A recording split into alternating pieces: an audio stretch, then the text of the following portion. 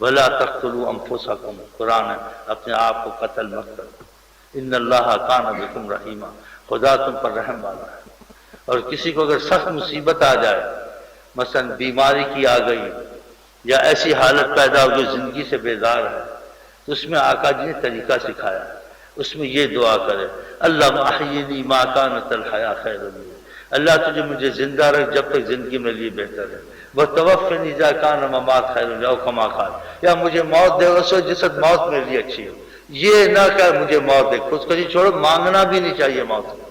کہ آپ موت کو مانگے یہ بھی نہ جائز ہے۔ اگر آپ زندگی سے بیزار ہیں، کسی وجہ سے پریشان ہیں، آپ نہیں چاہتے زندگی، تنگ آ چکے ہیں، کوئی وجوہات ہیں، تو آپ یہ دعا کر سکتے ہیں، جس کے مفہوم اردو میں بیان کروں جو مجھے تھوڑا بہت آتا ہے،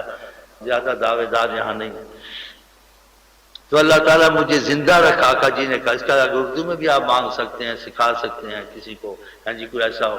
یا کسی کے لیے مانگ سکتے ہو، ایسی بیماری میں، ایسی مصیبت میں اس کے لیے زندگی اچھی نہیں ہے، وہ بہت فاجر فاسق کے کام کرتا ہے، نقصان دیتا ہے لوگوں کو، ہاں جی، یا فاجر فاسق کام نہیں کرتا، ایسی بیماری ہے، کسی لا علاج ہے، آپ کا رشتے دار ہے یا کوئی ہے، کوئی دوست ہے، وہ پریشان ہے، وہ خود نہیں مانگ سکتا، اس کو نہیں پتہ، آپ اس کی 2 رکعت پڑھ کے یہ مانگ سکتے ہیں، اللہ تعالیٰ اس کو زندہ رکھ جب تک زندگی اس کے لیے بہتر ہے، اور جب اس کی وفات بہتر ہے، ایمان پر اس کی وفات کر،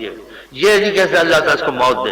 نہ کسی کے لیے نہ اپنے لیے۔ تم انسان مجبور ہو اپنی زندگی سے، حالات سے، تو اس کو یہ طریقہ آقا جی نے سکھایا، کس طریقے سے سکھایا۔